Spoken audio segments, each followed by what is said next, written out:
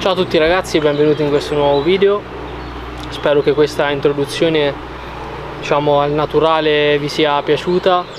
Oggi siamo nell'Appennino umbro e non vi dirò il luogo preciso, vi spiegherò anche dopo il perché. Ed oggi siamo alla ricerca di uno degli animali più affascinanti e meno conosciuti del nostro Appennino.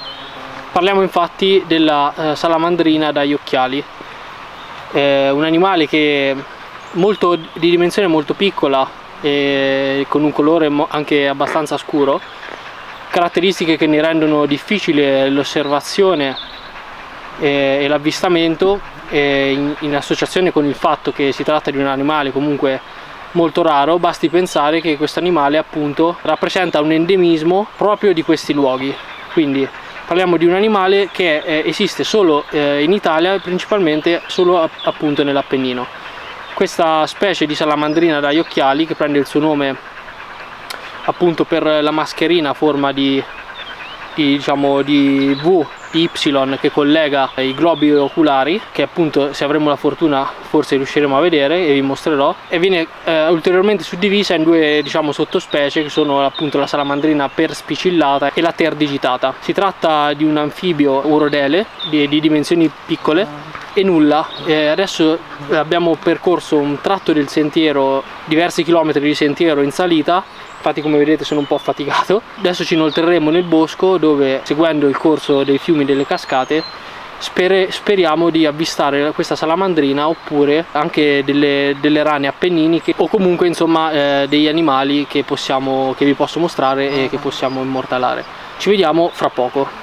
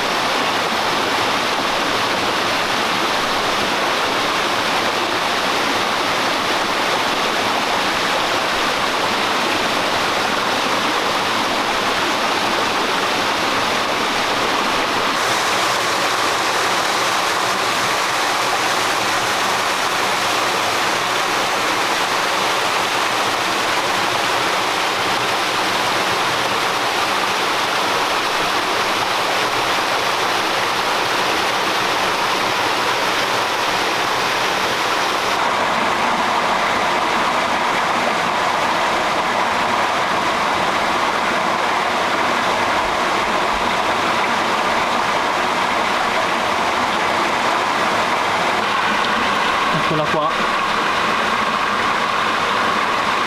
è dentro l'acqua.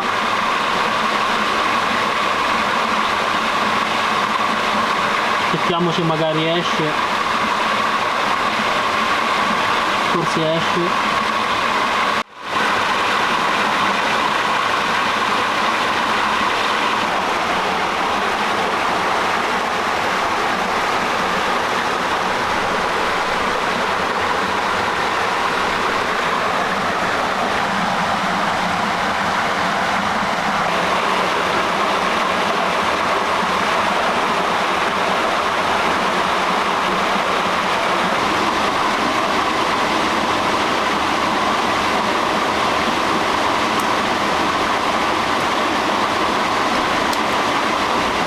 ragazzi, come avete visto abbiamo avuto un incontro con la salamandrina dagli occhiali e siamo stati molto fortunati. Spero che si senta l'audio perché come se il rumore delle cascate è molto forte.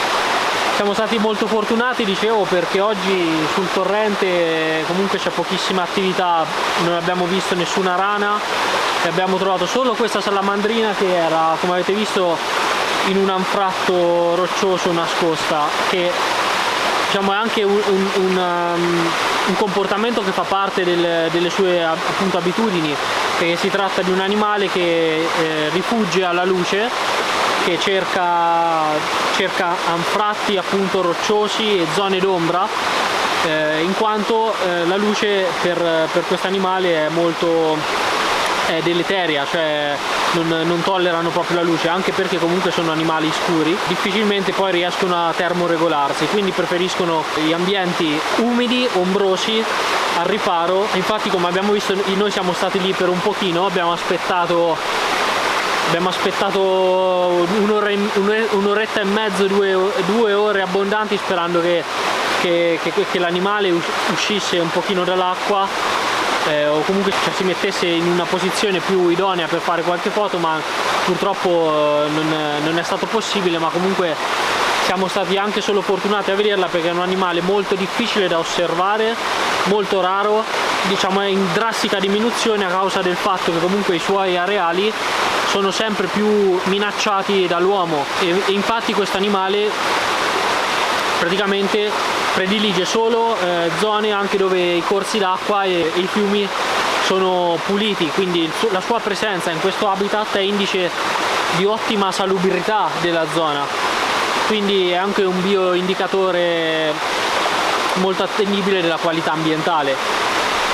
Quindi ecco, siamo già molto contenti di essere riusciti ad osservarla. È un animale che, come avete visto, presenta una colorazione scura ma anche dei tratti più colorati. Infatti sotto il ventre è zebrato e la coda e alcune parti delle zampe sono rosse, proprio perché questo colore è un meccanismo di difesa che l'animale che si è evoluto nel tempo. Il colore vibrante e brillante del rosso li fa sembrare degli animali velenosi, e questo li protegge dai predatori. D'altronde anche nell'antichità già gli antichi romani scrivevano di questo animale, lo cita Plinio il Vecchio nei suoi scritti, e appunto ne riporta, la descrive come l'animale più velenoso tra tutti, sbagliando clamorosamente ovviamente, perché è un animale perfettamente innocuo. E quindi ecco, volendo si potrebbe prendere anche sulle mani, cosa che non abbiamo fatto, però c'è qualcuno che lo fa per metterle in posizione fotogenica. Io non me la sono sentita, perché cerco sempre di rispettare l'animale, quindi l'abbiamo lasciata dove era e non si è concessa per le foto, però siamo anche solo contenti di averla potuta vedere. Adesso continuiamo lungo il corso d'acqua, vediamo se abbiamo magari un po' più fortuna, cosa che dubito, però ripeto, la giornata è già andata bene così.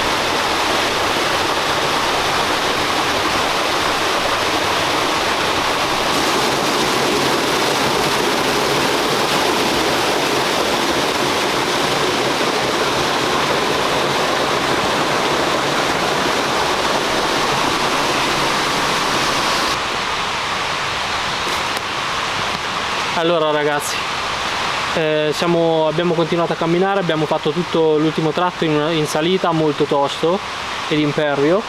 Siamo arrivati all'ultima cascata che è qua alle mie spalle. Mi sono messo qua a registrare perché altrimenti c'era troppo rumore lì. Una cascata stupenda, sarà un salto di circa una decina di metri, veramente meravigliosa. Ovviamente come vi dicevo all'inizio del video non vi dirò il posto preciso in cui mi trovo, chi magari lo conosce l'avrà riconosciuto, però non ve lo dico semplicemente per il fatto che ospitando degli animali così belli, così delicati e così minacciati, vorrei evitare di rendere posti del genere dei luoghi frequentati da un turismo di massa, da gente che appunto va in cerca dell'animale, li stressa per scattare delle immagini. Quindi chi lo conosce bene, chi non lo conosce, cercate magari dei luoghi simili dalle vostre parti, perché io non sto qui ovviamente a divulgare i posti per andare a fare le foto e andare a disturbare gli animali. E niente, noi siamo praticamente alla fine del nostro giro, abbiamo esplorato tutto il corso d'acqua in cerca di questi animali, ne abbiamo trovati solo un paio.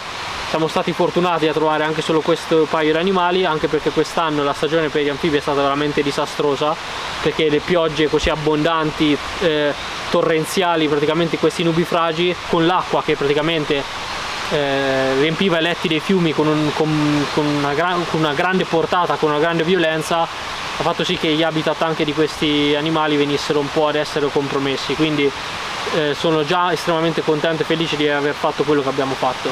Adesso finiamo il giro, torniamo indietro fino verso la macchina.